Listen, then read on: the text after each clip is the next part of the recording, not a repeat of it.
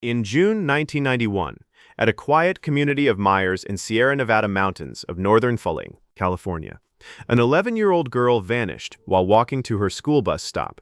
Witnesses saw what happened. Her family sounded the alarm almost immediately. Yet, despite an urgent search and national attention, she seemed to disappear into thin air. Days turned into weeks and weeks into years. Investigators chased leads that went nowhere. Missing person posters faded. The headlines grew quieter. But for one family, the nightmare never ended. What nobody knew was that this case was hiding a secret so extraordinary that it would eventually stun seasoned detectives, expose troubling questions about the system, and become one of the most unbelievable missing child investigations in American history.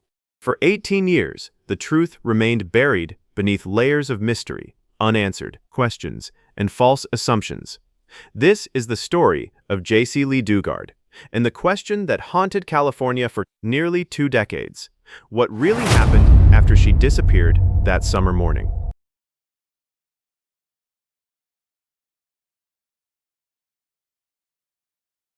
Before we dive deeper into the story of Jaycee Lee Dugard, kindly consider subscribing to the channel. Every subscription helps us continue producing in-depth crime documentaries like this one, stories that not only seek answers for victims and their families, but also raise awareness about the circumstances surrounding these crimes. Your support helps this channel grow and continue its mission of using knowledge, awareness, and education as tools in the fight against crime.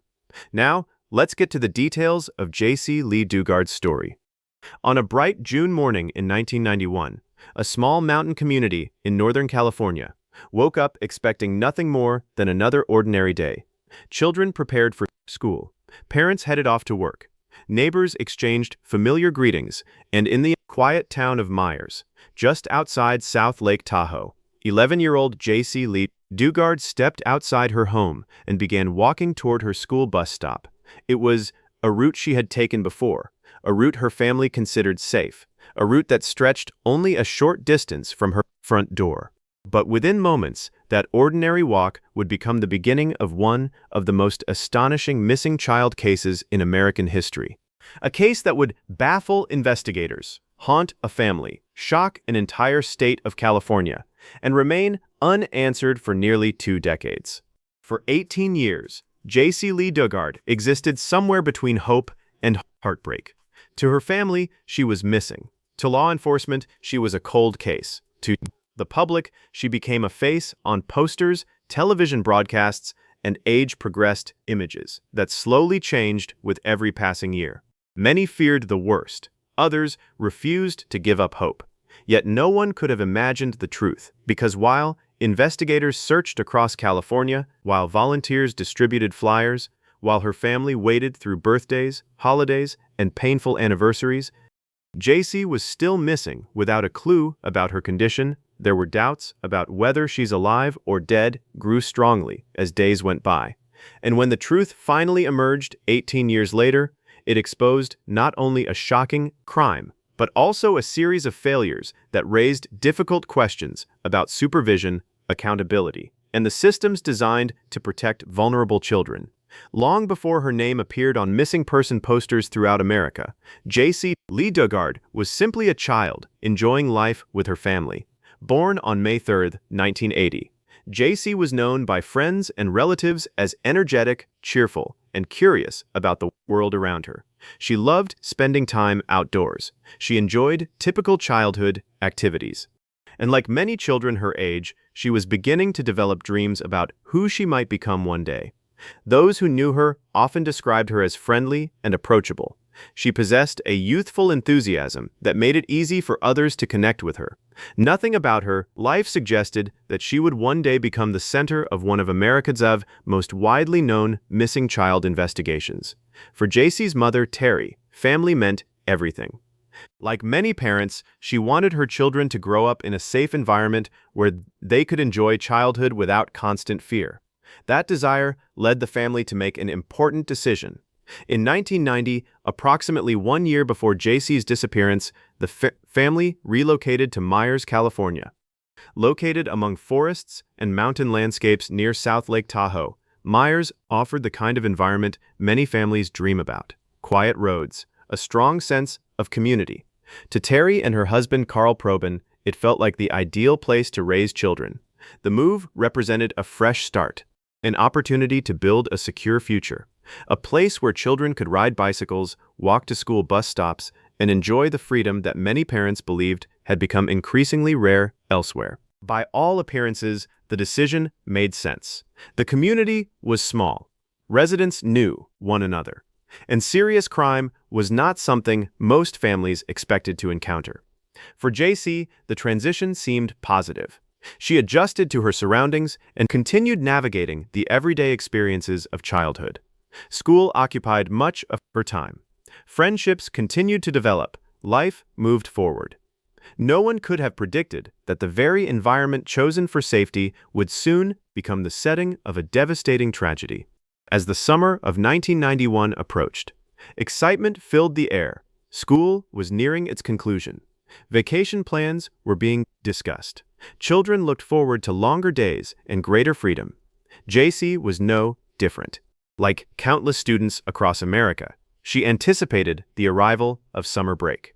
What happened next would prevent her from experiencing that summer the way she imagined. June 10, 1991. The date began without warning signs.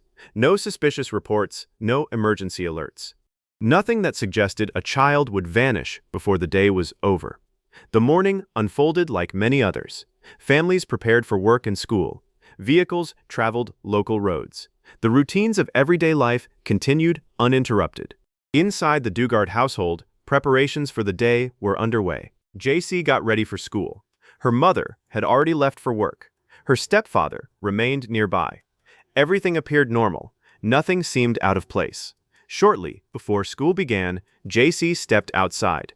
The bus stop was only a short walk away, a familiar route, one that had never caused concern. She carried with her the expectations of a typical school day, but hidden beyond the view of her family, events had already begun moving toward a catastrophic intersection. Somewhere beyond the quiet rhythm of the community, individuals were traveling toward the area.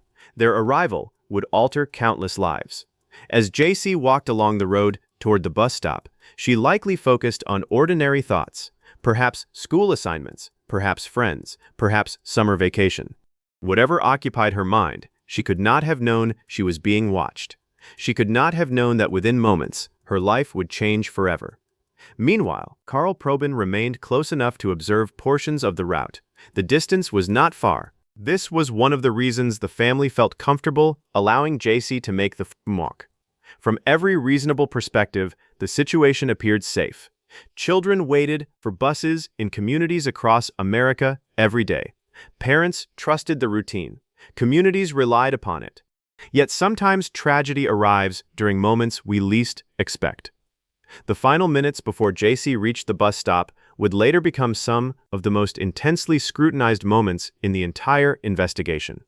Investigators would revisit them repeatedly. Witnesses would recount what they saw. Family members would replay them in their minds for years, searching for clues, searching for explanations, searching for answers that seemed impossible to find. At approximately 8 a.m., the peaceful routine shattered. A vehicle approached. What happened next unfolded quickly. So quickly that there was little opportunity for intervention, little opportunity for understanding, and almost no opportunity to prevent what was already underway. Within seconds, an 11-year-old girl disappeared from the life she knew. But at that moment, nobody understood the full significance of what had occurred. Nobody realized that a mystery had just begun, a mystery that would endure for 18 years. And while panic would soon spread through Myers, while investigators rushed to gather evidence, while family members desperately searched for answers, the truth was already moving farther away with every passing mile. The search for Jaycee Lee Dugard had begun, and the first hours would become some of the most critical and heartbreaking of the entire case. The first few moments after a child disappears are often filled with confusion. People question what they saw. They wonder if they misunderstood what happened. They searched for alternative explanations, but on the morning of June 10, 1991, there was very little ambiguity.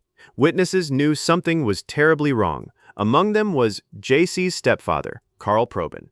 What he witnessed that morning would remain etched in his memory for the rest of his life. As Jaycee walked toward the school bus stop, a vehicle suddenly approached. According to later accounts, the encounter happened rapidly. Before anyone nearby could fully process what was unfolding, the vehicle was already pulling away. Inside was 11-year-old Jaycee Dugard. For a brief moment, Carl reacted instinctively, not as a witness, not as a bystander, but as a parent, desperate to stop what was happening. He mounted a bicycle and began pursuing the vehicle. The effort was courageous, but the odds were impossible. The vehicle quickly gained distance. Within moments, it disappeared from view, and with it, so did Jaycee. The realization was immediate. This was not a misunderstanding. This was not a child wandering away. This was not a delayed arrival at school. Something terrible had occurred. Emergency services were contacted. Law enforcement began responding, and a race against time was underway. Investigators understood the reality of child baptism cases. The first hours often determine the direction of an investigation. Evidence can disappear. Witness memories can fade. Potential leads can vanish. Every minute mattered. Officers quickly began interviewing witnesses. Descriptions were gathered. Timelines were reconstructed. Search efforts expanded throughout the surrounding area. Roadways were checked. Nearby communities were alerted. Volunteers began organizing. Yet despite the urgency, investigators faced a daunting challenge. The suspect vehicle was gone, the child was gone, and there was very little physical evidence left behind. As word spread throughout Myers, anxiety rapidly transformed into fear. Parents who had previously viewed the community as exceptionally safe suddenly found themselves confronting a disturbing reality. An 11-year-old child had disappeared in broad daylight. Not in a remote location, not during the middle of the night, but during an ordinary morning routine. The circumstances shattered assumptions about safety. If it could happen here, many wondered, where couldn't it happen? As search efforts intensified, family members experienced the emotional whiplash familiar to many families of missing persons. One moment brought hope, the next brought uncertainty. Then hope returned again. Every ringing telephone became significant. Every reported sighting seemed important. Every lead carried the possibility of answers. For Terry Dugard, the experience was unimaginable. Hours earlier, she had left for work, believing it would be an ordinary day. Now she found herself at the center of a growing crisis. Her daughter was missing. No parent prepares for a phone call like that. No parent imagines becoming part of a missing child investigation, and no parent expects to face the possibility that their child has vanished without explanation. As the first day progressed, investigators expanded their efforts. Search teams examined wooded areas, canine units were deployed, volunteers combed through nearby terrain, community members organized support efforts. The hope was simple: find Jaycee quickly, bring her home safely. Yet with each passing hour, concern deepened. No confirmed sightings emerged. No credible evidence pointed investigators toward a specific location, and the trail appeared to grow colder by the minute. When children disappear, investigators often begin by examining the immediate circle surrounding the victim: family, friends, neighbors, acquaintances. This process is not personal. It is procedural. Detectives must eliminate possibilities before moving outward. As a result, those closest to Jaycee found themselves answering numerous questions. Investigators scrutinized schedules, verified alibis, reviewed relationships, and searched for any clue that might explain what had happened. Nothing pointed toward a family connection. Nothing suggested Jaycee had left voluntarily. Everything indicated that she had been taken against her will. As days turned into weeks, the search expanded beyond Myers. The case began attracting media attention. Missing child flyers appeared throughout California. News broadcasts featured Jaycee's photograph. Community organizations joined the effort. Law enforcement agencies shared information across jurisdictions. People who had never met Jaycee suddenly recognized her face. Her smile appeared on bulletin boards, store windows, telephone poles, and television screens. The hope was that someone, somewhere, had seen something. Perhaps a driver, a traveler, or a witness who didn't yet realize the importance of what they knew. Thousands of tips began arriving. Some seemed promising. Others quickly proved unreliable. Investigators followed every credible lead they could. Each possibility required resources. Each report demanded attention, and each dead end brought fresh frustration. Still, authorities refused to stop searching. The disappearance of a child is among the most urgent investigations law enforcement can face. No effort was spared. Yet, despite the determination of investigators and the support of the public, answers remained elusive. Weeks became months. Months began turning into years, and, gradually, the investigation entered a phase that families dread, the period when public attention begins to fade. The television cameras move on. The headlines become less frequent. The urgency that once dominated news coverage begins shifting elsewhere. But for families of missing children, nothing moves on. Time may continue for everyone else. Yet their lives often remain anchored to the moment their loved one disappeared. For the Dugard family, every birthday became painful. Every holiday carried an empty space. Every family gathering served as a reminder of someone who should have been there. Questions lingered. Was Jaycee alive? Would she ever come home? Did she know people were still searching for her? These questions haunted the family year after year. And despite the uncertainty, they continued holding on to hope. Because without hope, there was nothing left. As the investigation continued, authorities explored numerous theories. Some believed Jaycee had been taken by a stranger passing through the area. Others suspected a carefully planned abduction. Some wondered whether she had been transported far beyond California. The challenge facing investigators was straightforward but enormous. There was no definitive trail, no clear suspect, no obvious destination, only fragments, witness statements, vehicle descriptions, and countless possibilities. Every theory required examination.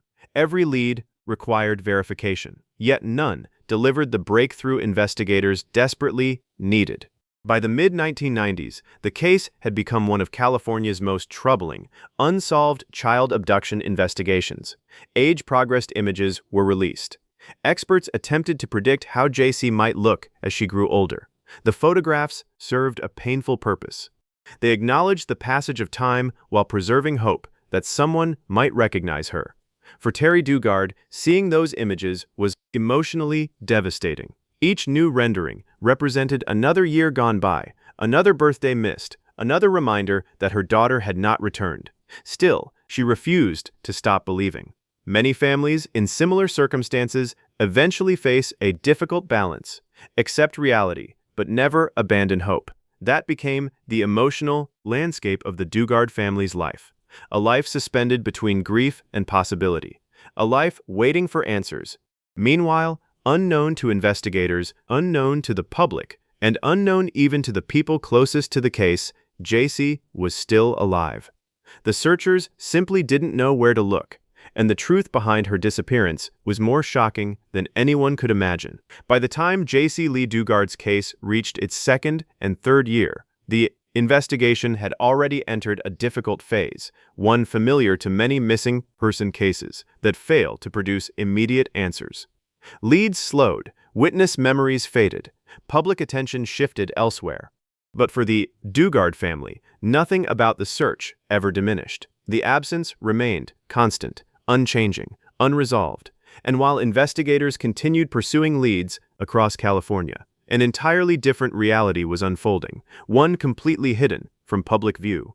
A reality no one outside of a secluded property in Contra Costa County could see. The investigation had followed many possibilities in its early years, including the assumption that Jaycee may have been taken far away from the Myers area. What investigators did not yet know was that the answer had never left California. It had only been concealed, behind fences, behind structures, and behind deliberate attempts to avoid detection. Inside that hidden environment, Jaycee was alive, but not free. The conditions of her life during those years would later be described in court records as prolonged captivity, involving isolation from the outside world and complete control over her movement and identity. However, what is important in understanding this case is not only what occurred, but how it remained undetected for so long. For years, no official confirmation of her location existed, no verified sightings, no reliable trace, only silence. And silence, in missing person cases, is often the most difficult outcome of all. While law enforcement agencies continued reviewing tips, one critical factor gradually shaped the direction of the investigation: the absence of new physical evidence. Despite extensive searches in the days, weeks, and months following the disappearance, there was no clear indication of where Jaycee had been taken, no abandoned belongings, no confirmed vehicle recovery tied to the suspect, no trace evidence that could reliably pinpoint a location. As a result, the case expanded outward geographically and conceptually.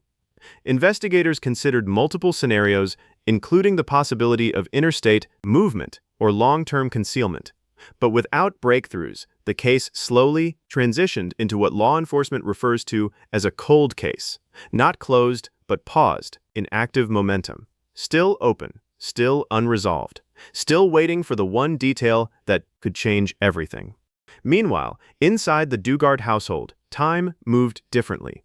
It did not follow investigative timelines or case classifications. It moved through birthdays without celebration, through school years without milestones, through holidays marked by absence rather than presence. For Terry Dugard, hope became something more complicated than optimism. It became routine, a daily decision to continue believing in an outcome that had no guaranteed resolution.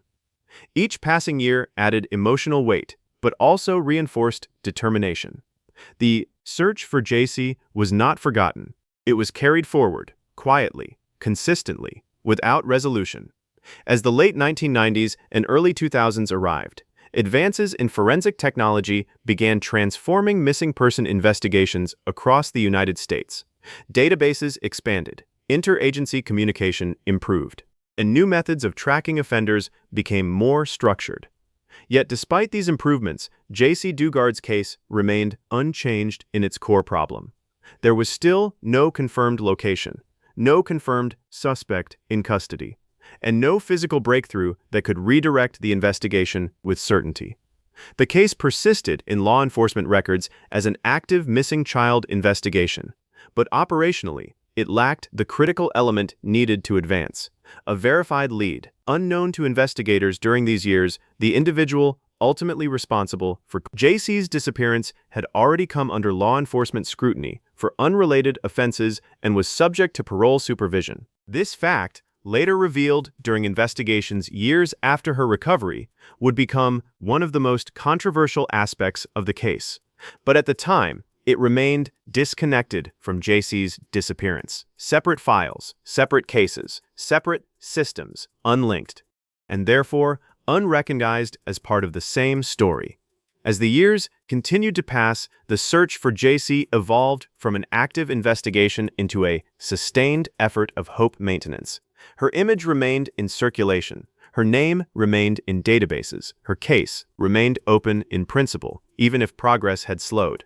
But beneath the surface of procedural inactivity, something significant remained true.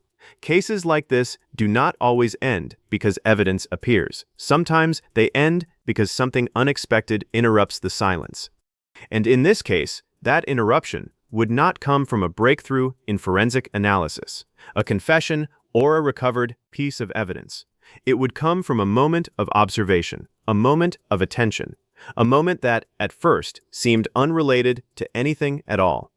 In August 2009, nearly 18 years after Jaycee Dugard disappeared, an event occurred that would shift the entire trajectory of the case. It did not begin as a missing person investigation. It began with routine campus security awareness at the University of California, Berkeley, a setting far removed from Myers, far removed from the original search area, and far removed from the assumptions investigators had been working with for nearly 2 decades. But what happened next would connect 2 distant points in time and bring a long, unsolved case back into motion almost instantly. At that moment, no one yet realized that the answer had been close enough to touch, and after 18 years of waiting, the silence was finally about to break. For nearly 18 years, the disappearance of Jaycee Lee Dugard remained one of California's most haunting, unsolved cases. Investigators had followed thousands of leads, families had waited through nearly 2 decades of uncertainty, and the public had long since moved on to newer headlines. But in August 2009, something happened that would abruptly reopen a case that many had quietly resigned to history. And it did not begin with a detective. It began with attention to detail. At the University of California, Berkeley, campus personnel were engaged in routine monitoring of visitors and activities. It was a setting designed for education, research, and daily academic life. Nothing about it suggested it would become the center of a major criminal investigation. But during one routine interaction, staff members encountered a man whose behavior raised concern. That man was Philip Craig Garrido. Accompanying him were 2 young girls and a woman. What initially appeared to be a simple campus visit soon became something far more significant. Campus staff noticed inconsistencies in the situation: the presence of minors, the unusual circumstances of the visit, and the behavior of the adults involved. Rather than dismissing their concerns, they escalated them, and that decision became the turning point of the entire case. Law enforcement was contacted, and what followed was a chain reaction that would eventually bring a missing person case back into active focus for the first time in years. When officers reviewed Garrido's identity, a critical detail immediately emerged. He was not an unknown individual. He was a registered sex offender, and more importantly, he was on parole. That fact alone elevated the urgency of the situation. Parole supervision requires strict compliance, regular monitoring, and immediate response to potential violations. As authorities began reviewing his background, the situation became increasingly concerning. What had begun as a campus observation was now developing into a formal investigation. Parole officers were dispatched to follow up. The goal was straightforward: determine whether Garrido was complying with the conditions of his release. But what they uncovered during that visit would shift the case entirely. Garrido was not alone. He was living with individuals whose identities were not immediately clear, and among them was a woman whose presence would ultimately become the key to solving an 18-year mystery. Initial questioning began cautiously. Standard procedures were followed. Names were recorded. Relationships were assessed. But something about the responses did not align with expectations. The woman accompanying Garrido identified herself in a way that did not immediately trigger recognition. Yet inconsistencies remained, and investigators, trained to recognize irregularities, continued to probe. What they did not yet realize was that they were standing at the edge of one of the most extraordinary discoveries in modern American criminal investigations. A missing child case that had remained dormant for nearly 2 decades was about to be solved, not through forensic reconstruction or long-awaited evidence, but through direct human contact. As questioning continued, the truth began to surface slowly, carefully, fragment by fragment. And then, with increasing clarity, the woman in question was not a stranger.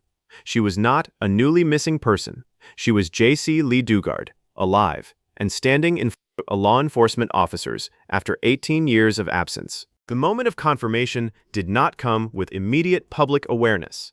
There were procedures to follow, verifications to complete, and protocols designed to ensure accuracy before releasing such extraordinary information.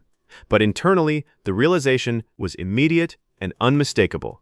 A case that had defined decades of uncertainty had just reached its resolution.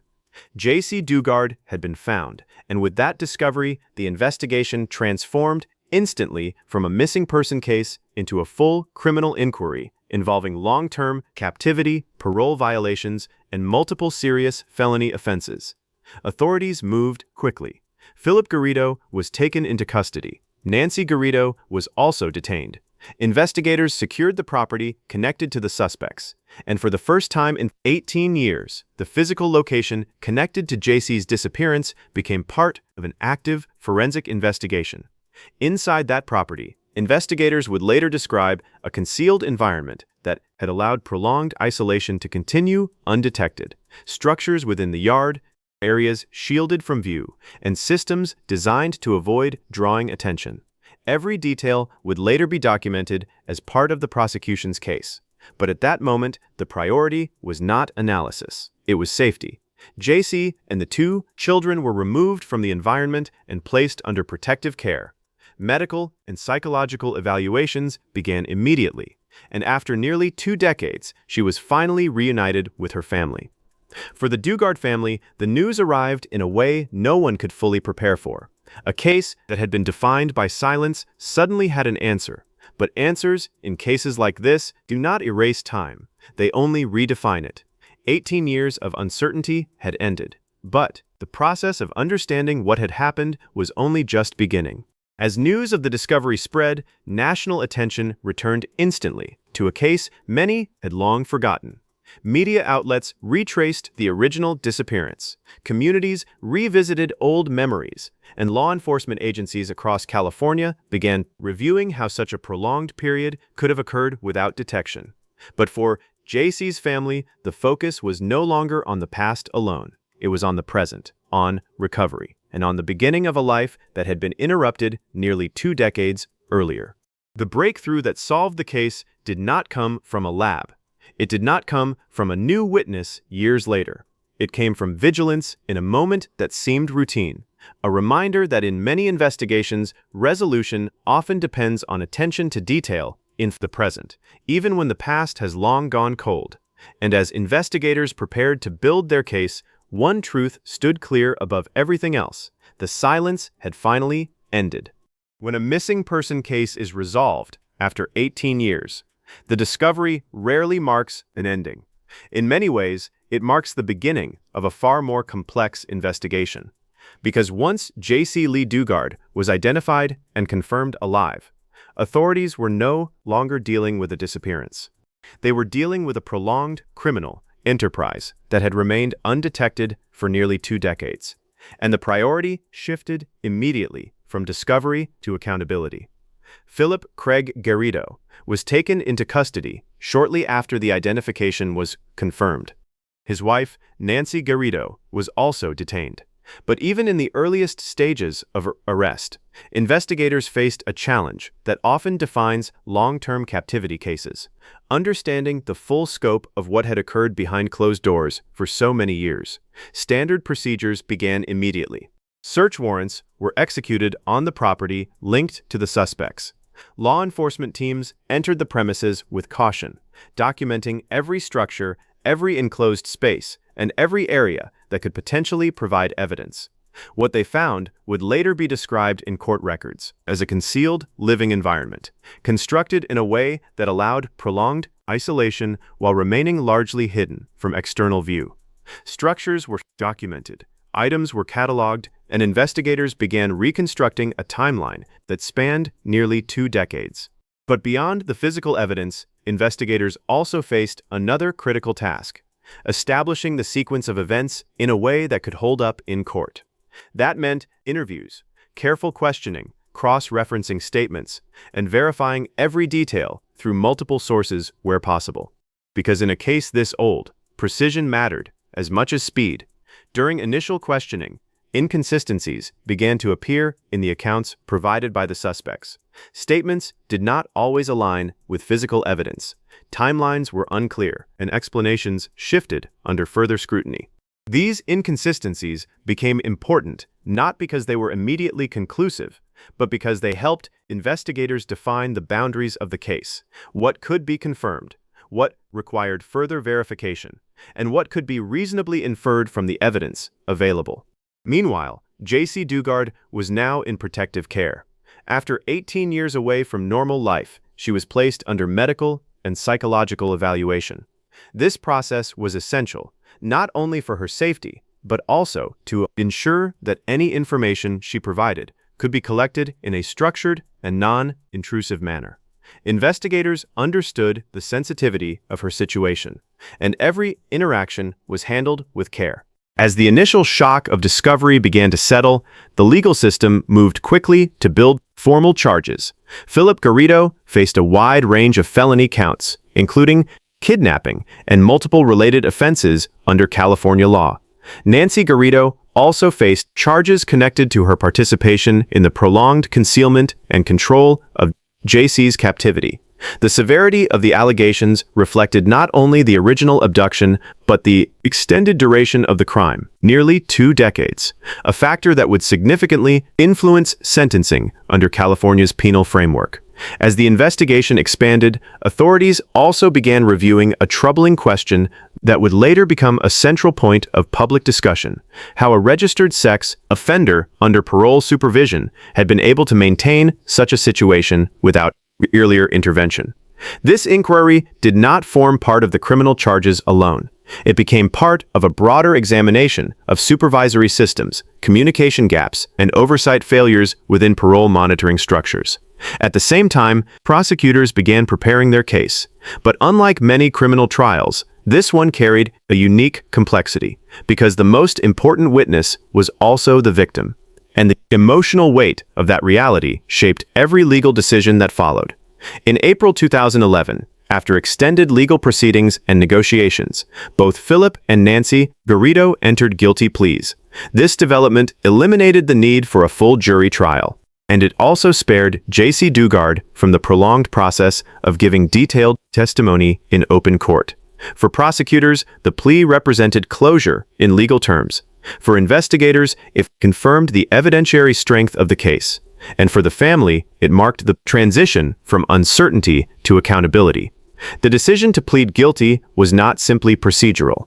It reflected the overwhelming body of evidence gathered during the investigation: statements, physical findings, and verified timelines that collectively established the facts of the case. With the pleas entered, sentencing became the final step in formal legal resolution. Philip Garrido was sentenced to 431 years to life in state prison. Nancy Garrido received a sentence of 36 years to life. Both sentences ensured that neither would be released. But while the legal system had reached its conclusion, the human dimension of the case was only beginning to unfold. Because justice in court does not immediately translate into healing in life. And for Jaycee Dugard, the process of rebuilding would take time. As the case moved into its final phase, public attention shifted once again. This time, not toward speculation or uncertainty, but toward reflection. How could such a case remain undetected for so long? What systemic gaps allowed it to continue? And what lessons could be drawn to prevent similar failures in the future? These questions would continue long after the court proceedings ended. But in the immediate aftermath of sentencing, one fact stood above all others. The individuals responsible were no longer free. And the case that had defined nearly 2 decades of unanswered questions had finally entered its final legal chapter. In most criminal cases, a verdict is the moment where uncertainty ends. Guilt or innocence is declared. The courtroom chapter closes, and the legal system moves on. But in the case of Jaycee Lee Dugard, the concept of a verdict carried a different weight. Because this was not a trial resolved by jury deliberation. It was a case concluded through guilty pleas, an admission that replaced courtroom argument with legal acknowledgement of responsibility. And while that may sound procedural, its impact was anything but ordinary. In April 2011, Philip Craig Garrido formally pleaded guilty to multiple felony counts, including kidnapping and related offenses tied to the prolonged captivity of Jaycee Dugard. His wife, Nancy Garrido, also entered guilty pleas to charges connected to her role in the concealment and maintenance of the situation over many years. These pleas removed the need for a full trial, but more importantly, they established legal finality in a case that had remained open for nearly 2 decades. In June 2011, sentencing was formally handed down. Philip Garrido received a sentence of 431 years to life in state prison. Nancy Garrido received 36 years to life. In practical terms, both sentences ensured permanent incarceration. The court's decision reflected not only the original abduction, but the sustained nature of the sentences over time. Duration mattered, control mattered, and the law treated the extended period of captivity as an aggravating factor of extraordinary severity. But while the courtroom delivered its conclusion, the broader story was already shifting into a different phase, one that could not be resolved by sentencing guidelines or judicial rulings. Because the most important part of this case was not what happened in court. It was what happened afterward, to the survivor, to the family, and to the long process of rebuilding a life that had been interrupted for 18 years. When Jaycee Dugard was recovered, she did not simply return to the life she left behind. That life no longer existed in its original form. Instead, she entered a world that had continued without her. A world where she had to relearn ordinary structures, technology, social norms, and even the passage of time itself. For her family, the reunion was not a single moment of celebration.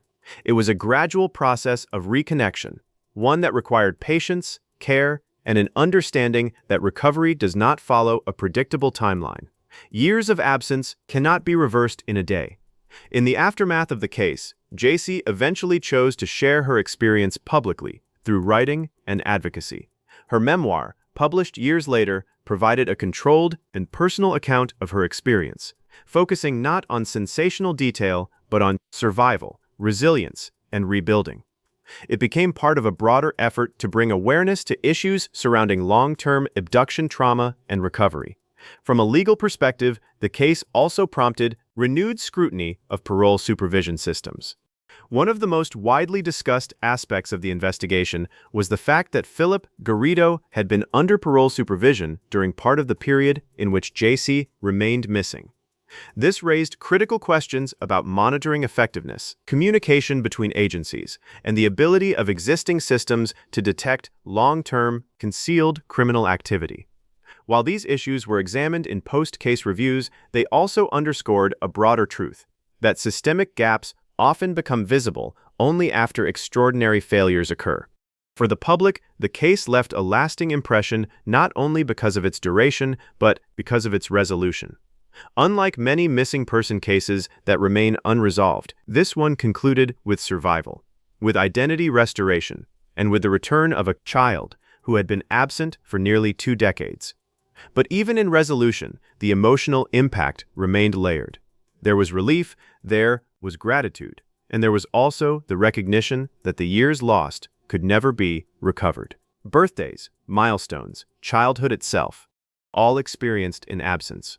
For the Dugard family, the final outcome brought closure in legal terms, but emotionally, it marked the beginning of a new chapter defined by healing rather than waiting.